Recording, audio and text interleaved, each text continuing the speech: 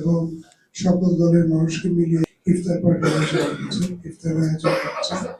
এটা আসলে আমাদের একটা সবারই একটা মিলন মেলা। আমার মনে হয় নির্বাচনের পরে এই প্রথম আমরা একটা প্ল্যাটফর্মে বক্তব্য রাখছি। যে কথাটি খুবই গুরুত্বপূর্ণ, পুলিশ সুপার মহোদয় বলেছেন যে কিশোর গ্যাং এবং মাদক, এটা আসলে সকাল থেকে আমি যদি সংসদ যারা প্রতিনিধি হিসেবে যদি ফোন পাই, 10টার মধ্যে 8টা ফোনে আসে এই মাদক এবং সন্ত্রাস নিয়ে।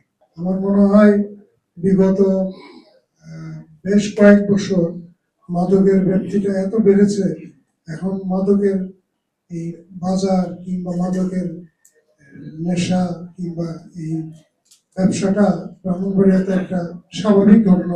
এই ব্যাপারে যদি আমরা সকলে সোচ্চার না হই, বিশেষ করে আমাদের সাংবাদিক ভাইরা, আমাদের বিরোধী দল, আমরা তো অবশ্যই আছি, তাইলে কিন্তু এই যুব সমাজকে আমরা সঠিক পথে আনতে পারবো না। আজকে বিকেলবেলাও আমার কাছে একদল লোক আসছে বিষ্ণুপুর থেকে, যে ভাই সন্ধ্যার পরে ওই এলাকাটা মনে হয় যে একটা ঈদের আমেজ, শহর থেকে লোকজন যায় ওখানে একটা মাদকের রমরমা, যারা সেবনকারী এবং যারা ব্যবসায়ী তাদের একটা রমরমা ব্যবসা। আমাদের এই ব্যাপারে কঠোর পদক্ষেপ নিতে হবে। আমার মনে হয় আমার এই পুলিশ সুপার মহোদয়কে অনুরোধ করবো, আপনি যতটুকু পারেন সর্বোচ্চ পর্যায়ে আপনি পদক্ষেপ নেন। আমি সরকারি দল হিসেবে আপনাদের পাশে থাকবো এবং আমার ধারণা আমাদের বিরোধী দলের আমার ভাইরা যারা আছেন তারাও আপনার পাশে থাকবে এবং আমাদের সাংবাদিক ভাইরাও আপনার পাশে থাকবে। এই ব্যাপারে আমাদের জিরো টলারেন্স।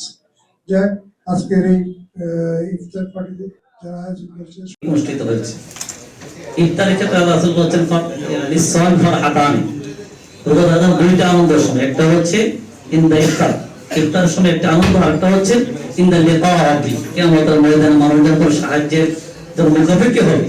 আল্লাহ তাআলা তার দিদার নসিব করবে, সাক্ষাৎকারই তাকে একটি সফলতার মধ্যে নিয়ে আসবে। আজকের ইফতারটা হচ্ছে এমন একটা আনন্দ করতে মুহূর্ত হচ্ছে, আমরা সকলে মিলে একসাথে বিভিন্ন আদর্শ, বিভিন্ন মতাদর্শ, বিভিন্ন চিন্তার ভাইরা মিলে আমরা একসাথে এক টেবিলে বসতে পারছি। এটা হচ্ছে আজকে ইফতার সবচেয়ে বড় সার্থক বিষয়।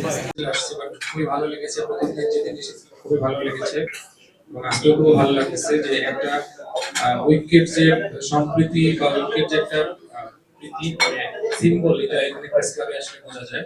কারণ এখানে প্রেস ক্লাবে বিভিন্ন মাঝখানে টিভি সাংবাদিক অ্যাসোসিয়েশনের যে কিন্তু আমার কাছে মনে হচ্ছে যে এখানে যারা সাংবাদিকতা করেন তাদের মধ্যে একজনকে আরেকজনকে ফোন করার খুব টেন্ডেন্সিটা খুবই ভালো।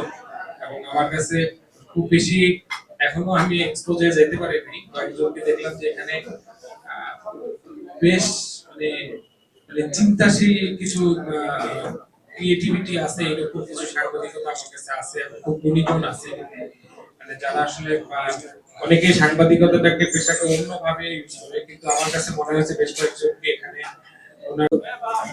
আমি সবার প্রতি কৃতজ্ঞতা প্রকাশ করছি।